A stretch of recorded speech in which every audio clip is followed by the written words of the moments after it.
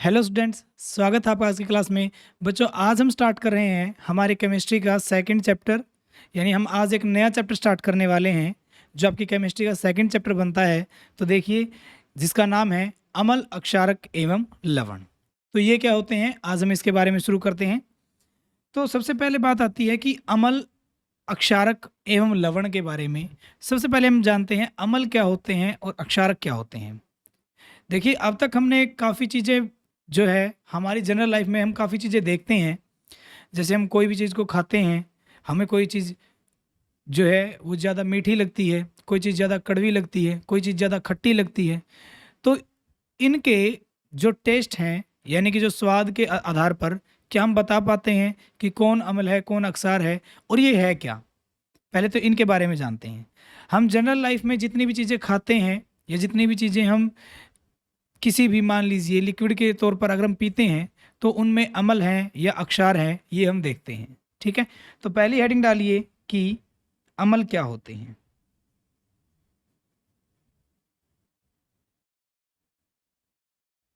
अम्ल की कुछ खास बातें हैं जो आपको जाननी है। अगर ये खास बातें आपको याद हैं तो आसानी से बता पाओगे कि अम्ल क्या होते हैं। तो अम्ल क्या होते हैं, पहली चीज़ जो है, ये स्वाद में खट्टे होते हैं। क्या होते हैं? खट्टे होते हैं। ये स्वाद में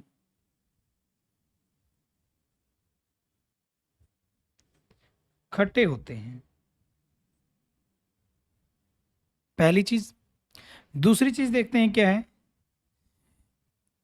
ये ब्लू लिटमस यानी कि नीले लिटमस पत्थर को लाल में बदल देते हैं। अब आगे पढ़ेंगे आप कि लिटमस पत्थर क्या होता है। ये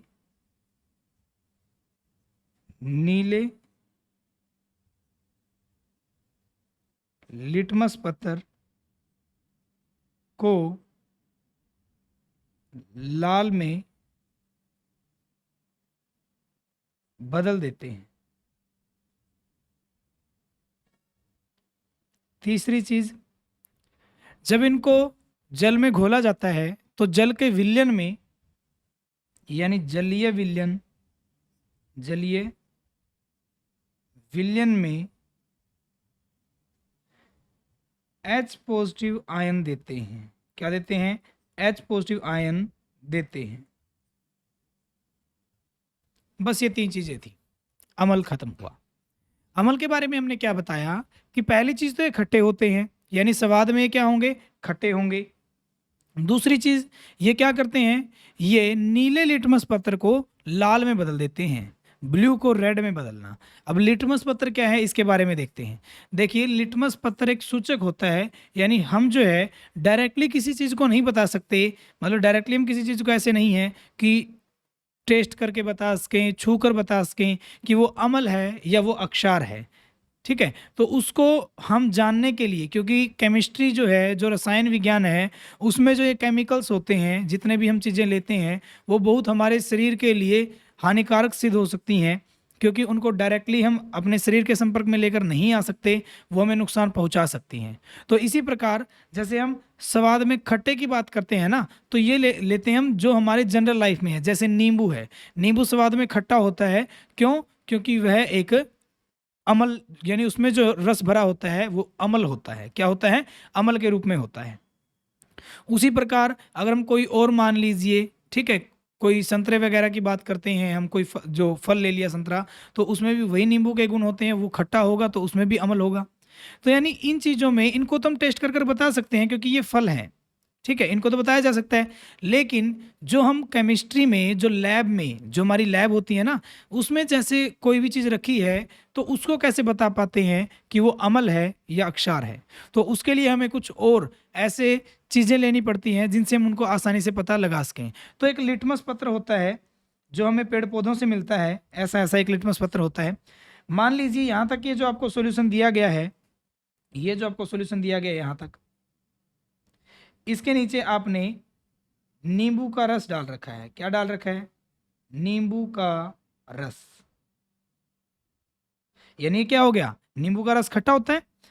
तो अब कैसे पता चला कि नींबू का रस एक अम्ल है? हमने टेस्ट तो किया नहीं, बिना टेस्ट किए बता रहे हैं कि नींबू का रस अम्ल था या अक्षार था। कैसे पता चला? हमने उसमें एक लिटमस पत्र को डाला, जैसे ही उसमें डाला तो हमने देखा कि जितना उसके अंदर डूब चुका है यहाँ से, वो सारा नीले से किस में बदल चुका है? लाल में बदल चुका है। किस में बदल चुका है? लाल में। लिटमस पत्र दो ही रंग में पाए जाते हैं, एक तो लाल और एक नीला। अगर हम इसमें ये कह दें कि सर अगर हम लाल को डाल दें तो, अगर लाल को डालेंगे तो कुछ नहीं होगा, कलर चेंज नहीं होगा। अगर हम इसमें लाल लिटमस पत्र को डालें ना तो वो ऐसा नहीं है कि नीला हो जाएगा। ये नीले को क्या बना देते हैं? लाल में परिवर्तित कर देते हैं इन्हें, इसलिए इनको बोला जाता है अम्ल। समझ में आया? तो ये एक अम्ल था, यानी कि नींबू का रस एक अम्ल था, जिसमें जैसे ही हमने लिटमस पत्र को डाला वो क्या हो गया? नीले से उसने कलर को बदल दिया लाल में। ठीक है, तो ये हो गया इसके बारे में। और ये जलीय विलयन में H पॉजिटिव आयन देते हैं, यानी कि जो हाइड्रोजन का धनायन जो होता है हमारा वो देते हैं। ठीक है, तो ये तीन चीजें इसके बारे में हो गई। अब हम बात करते हैं इनके उदाहरण की। अब कुछ उदाहरण लेते हैं, जैसे HCl हाइड्रोक्लोरिक अम्ल जो होता है, दूसरा H2SO4 सल्फ्यूरिक अम्ल हम इसको बोलते हैं, तीसरा हमारा हो गया CH3COOH, इसको बोलते हैं एसेटिक अम्ल। क्या बोलते हैं? एसेटिक अम्ल। तो ये हमारे तीनों क्या हैं? अम्ल है। हाइड्रोक्लोरिक अम्ल, हाई से H से हाइड्रोजन है, C से Cl से क्लोरीन है, तो हाइड्रोक्लोरिक। यहाँ पर हमारा सल्फर है, ऑक्सीजन है और हाइड्रोजन है, सल्फ्यूरिक अम्ल। और यहाँ पे हमारा क्या बनेगा? एसिटिक अम्ल।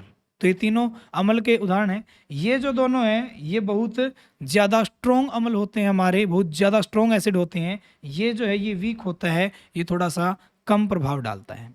ठीक है, तो ये हो गया अम्ल के बारे में। अब अम्ल में ही दो चीज़ें और हमें पढ़नी है। क्या क्या चीज़ें पढ़नी है? कि तनु अम्ल कौन सा होता है और सांद्र अम्ल कौन सा होता है। तो इसके बारे में देखते हैं कि तनु अम्ल क्या है और सांद्र अम्ल क्या होता है।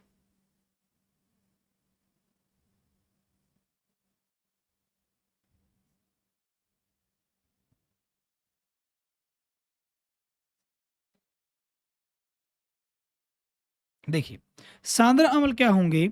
जिसमें जो हमारा अम्ल होता है उसकी मात्रा तो ज्यादा हो, यानी कि अम्ल अधिक मात्रा में है, और जल जो है वो अल्प यानी कि कम मात्रा में है। ठीक है, एक घोल जिसमें क्या होगा हम ऐसे बताएंगे, जिसमें अम्ल अधिक मात्रा में और जो जल है कम मात्रा में, तो वो क्या कहलाता है? सांद्र अम्ल कहलाता है। क्या कहलाता है? सांद्र अम्ल कहलाएगा। तनु अम्ल की अगर बात करें तो इसमें जो अम्ल होगा, अम्ल तो क्या होगा? कम मात्रा में, अम्ल कम मात्रा में, और जो जल होगा वो क्या होगा? अधिक मात्रा में होगा, अधिक मात्रा में। तो ऐसे अम्ल जिसमें अम्ल अधिक मात्रा में हो और जल कम मात्रा में हो वो तो हो गए सांद्र अम्ल। और ऐसे अम्ल जो जिसमें अम्ल जो है वो कम मात्रा में है लेकिन जल ज़्यादा मात्रा में है वो होंगे तनु अम्ल। इनको बोला जाता है कंसंट्रेटेड और डाइल्यूटेड। ठीक है, इंग्लिश में। अब सांद्र को तनु कैसे किया जा सकता है? देखिए, सांद्र में क्या है? अम्ल ज़्यादा है, जल कम है, तो हम क्या करें? सांद्र को और जल में डाल दें। याद रखिएगा, ये चीज़ कई बार आपको पूछी जाती है कि क्या अम्ल में जल को मिलाया जाता है या फिर जल को अम्ल में मिलाया जाता है। हमेशा याद रखिएगा, जल में अम्ल को मिलाया जाता है, क्योंकि अगर अम्ल के अंदर आपने जल को डाल दिया तो ब्लास्ट भी हो सकता है, वहाँ से इतनी ज़्यादा एनर्जी, इतनी ज़्यादा हीट निकलेगी कि आपको जो है बहुत सारी कठिनाइयों का सामना करना पड़ सकता है। तो इसीलिए हमेशा क्या करते हैं, जल में थोड़ा थोड़ा करके हम अम्ल मिलाते जाते हैं। अगर हमें सांद्र अम्ल को तनु अम्ल में बदलना है तो हम एक बीकर में जल ले लेंगे और उसमें सांद्र अम्ल को डालते जाइए, डालते जाइए, डालते जाइए। उससे होगा क्या? आपने जल पहले ही ले रखा था, सांद्र अम्ल डालते ही जल की मात्रा और अधिक बढ़ गई, लेकिन अम्ल उसके अंदर जो था वही रह गया, तो अम्ल कम हो गया, जल ज्यादा हो गया, तो क्या बन जाएगा? तनु अम्ल में वो परिवर्तित हो जाता है। और अगर तनु अम्ल को सांद्र में बदलना है तो तनु में क्या है, ज्यादा मात्रा में जल है, तो हम उसको वाष्पीकृत करेंगे, उसको यानी कि क्या करेंगे, वाष्पीकृत करने का मतलब क्या है, जल को भाप बनाकर उड़ा देंगे ताकि जल की मात्रा कम हो जाए और अम्ल हमारा ज्यादा हो जाए। तो ये हो गया हमारा अम्ल के बारे में। अब आगे बढ़ते हैं, अब बात करते हैं अक्षार की।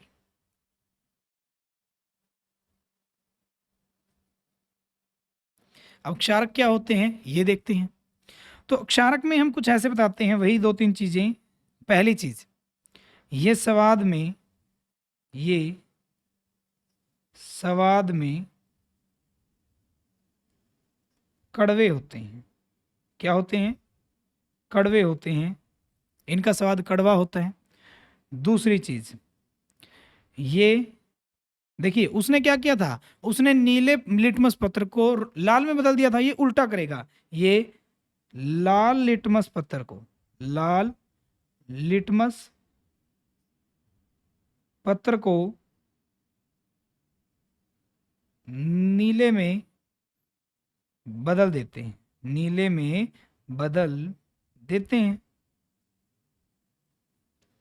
जैसे यहाँ पे आपको दिख रहा है कि एक सॉल्यूशन है, नीचे घोल लिया गया है। अब यहाँ पे क्षारक की अगर बात करें तो क्षारक कौन होगा, जैसे साबुन होती है, साबुन हमारी उसमें क्षारक होता है, कड़वी होती है। अगर उसका घोल ले लिया जाए तो मान लीजिए किसका घोल है, साबुन का घोल है।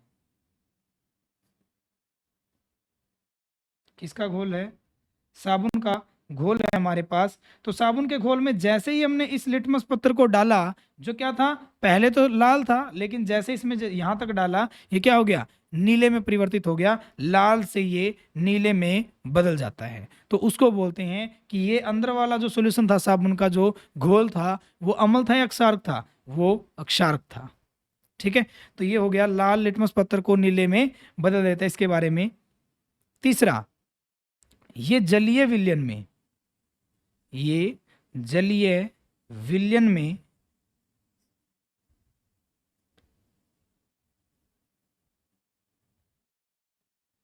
जलीय विलयन में OH नेगेटिव आयन देते हैं।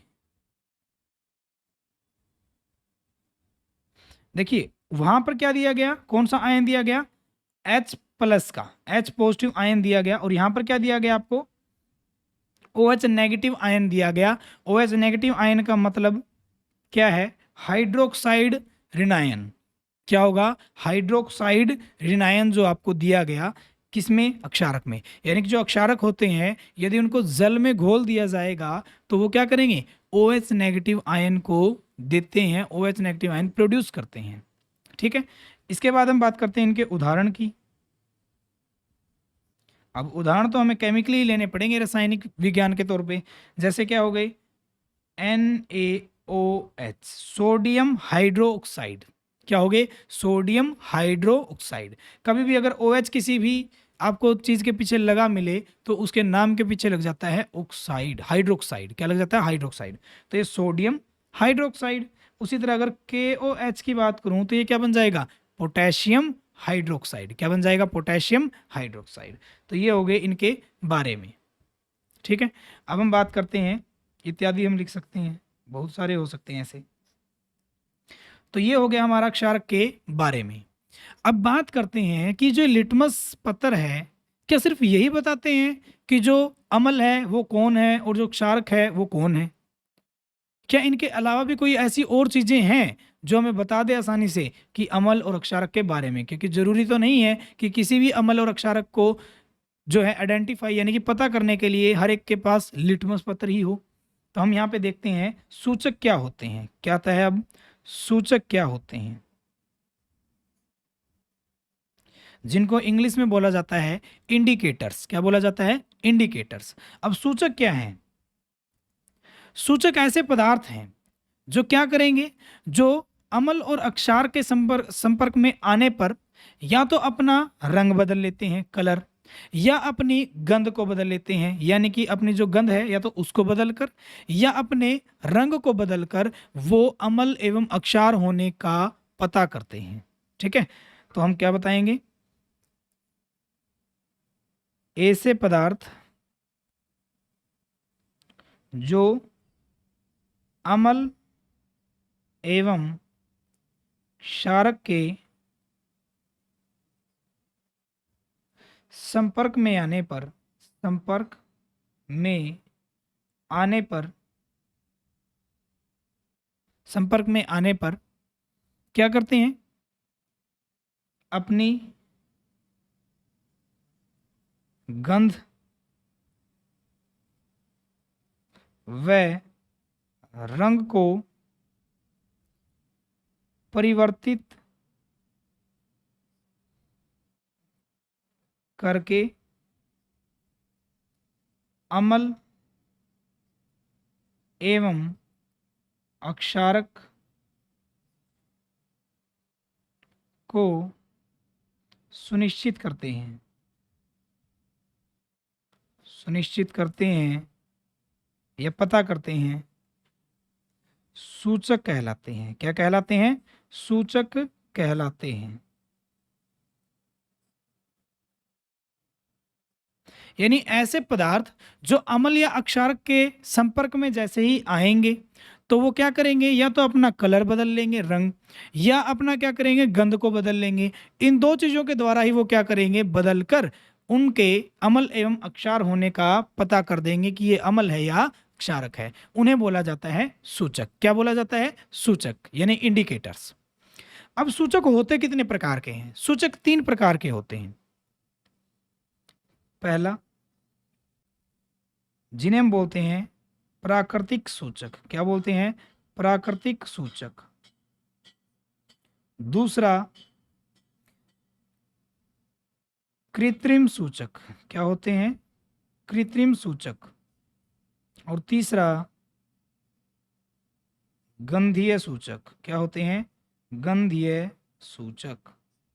ये 3 प्रकार के सूचक हमें बताए गए हैं। पहला होता है प्राकृतिक सूचक, जो प्रकृति से मिलते हैं।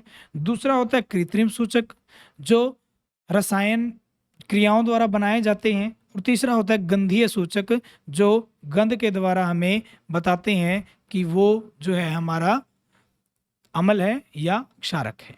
तो पहले की बात करते हैं प्राकृतिक सूचक की।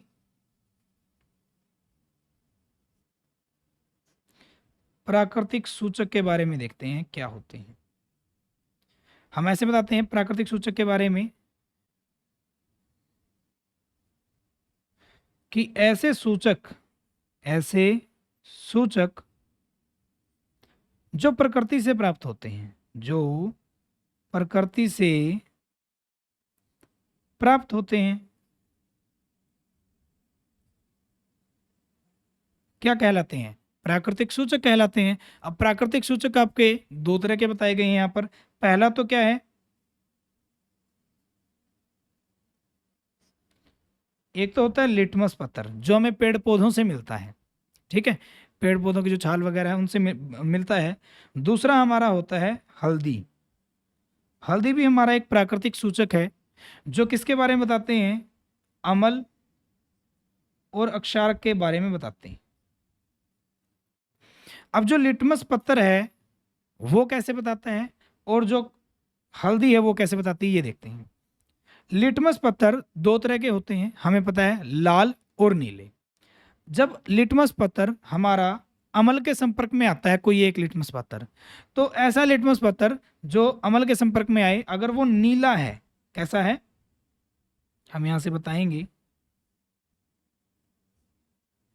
अगर वो लिटमस पत्थर हमारा क्या है, नीला है, तो वो बदल जाएगा किस में? लाल में। किस में बदल जाएगा? लाल में।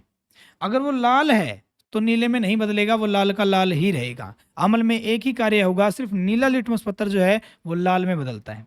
लेकिन अक्षारक क्या होते हैं? अक्षारक में क्या होता है, इसमें लाल लिटमस पत्थर जो है वो बदल जाता है नीले में। लाल जो है लिटमस पत्थर वो नीला बन जाता है, और नीले के साथ क्या होगा? नीला नहीं बदलेगा। क्षारक के संपर्क में देखिए, अम्ल के संपर्क में नीला आएगा तो लाल बन जाएगा, लाल आएगा तो बदलेगा ही नहीं। क्षारक के संपर्क में लाल आएगा तो नीला बन जाएगा, लेकिन नीला जो है वो नहीं बदलेगा। अगर आप याद रखना चाहें तो अम्ल को हमें पता है, हम लिखते हैं एसिड। क्या लिखते हैं? एसिड। और इसको लिखते हैं बेस। और नीले कलर को हम लिखते हैं ब्लू, और इसको लिखते हैं रेड। हम एक चीज याद रखेंगे, बाकी हो जाएगा। ए के बाद बी आता है, बी के बाद आर लिख सकते हैं क्योंकि बी के बाद ही आर आता है। यहाँ पर बी आएगा पहले, तो यहाँ पर लाल यानी कि रेड आएगा, और ये क्या आएगा, हमारा ब्लू आएगा। तो हम ऐसे पता कर सकते हैं कि बी के बाद आर बी, ये अगर याद नहीं है तो सिर्फ ये याद रखिए, ए के बाद बी, ए से एसिड, बी से ब्लू और आर से रेड। ए के बाद बी, बी के बाद आर, यानी एसिड जो है वो ब्लू से रेड बन जाएगा, नीले से लाल बन जाता है। ऐसे आप याद कर सकते हैं। दूसरी बात है हल्दी। अब अगर हल्दी की बात करें तो हल्दी जो है जब अम्ल के संपर्क में आती है, किसके संपर्क में, अम्ल के संपर्क में आती है, तो अम्ल के संपर्क में आने पर हल्दी जो है कोई कलर नहीं बदलती, ये पीले रंग की रहती है, सेम रहेगा। लेकिन जैसे ही क्षार के संपर्क में आएगी हल्दी, तो ये जो है लाल रंग बन जाता है। क्या बन जाता है, लाल रंग बदल जाएगा उसका। हल्दी जो है वो पीली से क्या हो जाएगी, लाल में बदल जाती है। ठीक है, तो ये हो गया आपका प्राकृतिक सूचक के बारे में। अब हम आगे बढ़ते हैं, अब हम बात करते हैं दूसरे सूचक की, जो हमारा क्या है, कृत्रिम सूचक। कौन सा सूचक है, कृत्रिम सूचक क्या है, एक ऐसा सूचक जो रसायन क्रियाओं द्वारा बनाया जाता है।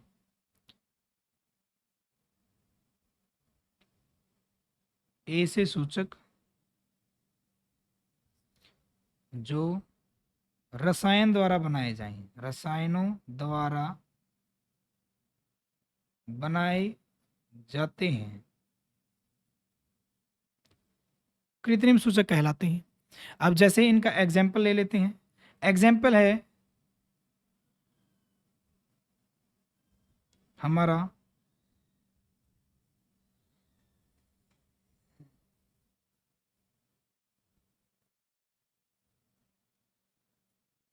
फिनोलेफ्थेलिन, हमारा एक एग्जाम्पल है।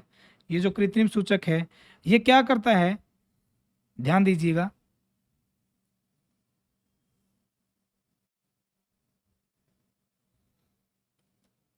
फिनोलेफ्थेलिन जो है वो क्या करता है, जैसे ही वो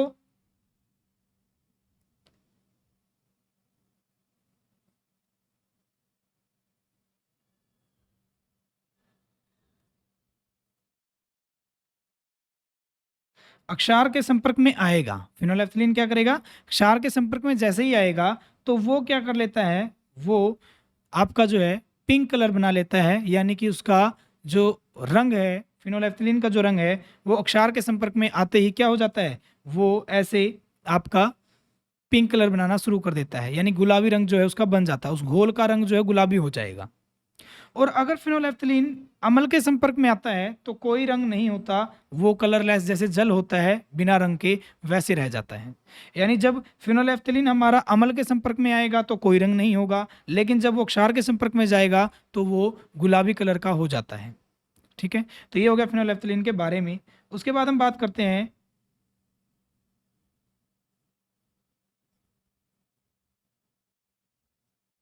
मिथाइल, जिसको मिथेल भी लिखा जाता है, मिथेल लिखा मिलेगा आपको। ऑरेंज, मिथाइल ऑरेंज भी आपका एक जो है कृत्रिम सूचक है, जो क्या है, जब ये हमारा, ये भी दो तरीके से होगा, क्षार के संपर्क में आएगा और अम्ल के संपर्क में आएगा। जब हमारा मिथाइल यानी कि मिथेल ऑरेंज जब अम्ल के संपर्क में आता है तो इसका जो कलर है वो ऐसे लाल रंग में बदल जाता है। किस में बदल जाता है, लाल रंग में। लेकिन जब यही मिथाइल ऑरेंज हमारा किसके संपर्क में आएगा, अक्षार के संपर्क में आएगा, तो ये हमारा बदल जाता है पीले कलर में। ठीक है, पीले रंग में ये बदल जाता है।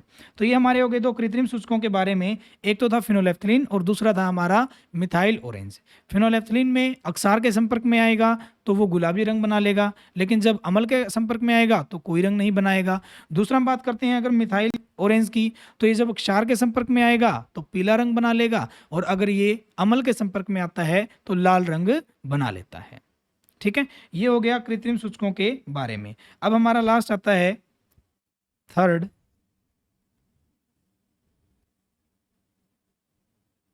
गंधीय सूचक। अब ये क्या होते हैं?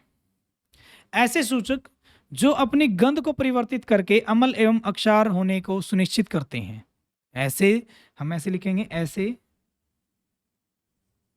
सूचक जो गंध को परिवर्तित करके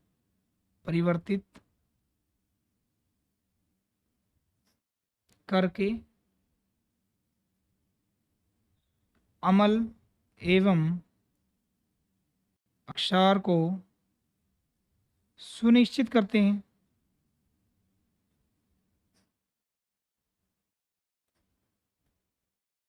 अब गंध को परिवर्तित करने का मतलब गंध का बढ़ जाना। कई बार क्या होता है, गंध बढ़ जाएगी या बदल जाएगी, दो चीजें होंगी। अब इसके उदाहरण क्या क्या हैं? जैसे हमारा हो गया, जो हमारे प्याज होते हैं, प्याज का जो रस होता है, एक तो वो हो गया। दूसरा अगर हम बात करें लौंग का तेल,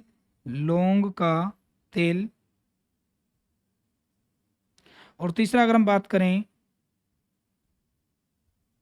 वेनिला, जो आइसक्रीम में यूज किया जाता है, वेनिला। ये तीन चीजें हैं। तो ये तीन चीजें हमारी अम्ल एवं अक्षार के आधार पर देखते हैं क्या होगा।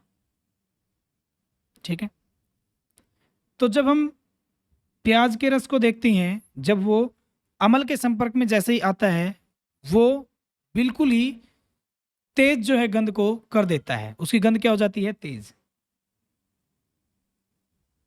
गंध तेज होती है और वो बहुत चुभती है, यानी कि चुभन महसूस होती है। लेकिन क्षार के संपर्क में आएगी तो कोई गंध नहीं होती, कोई भी गंध नहीं होती है।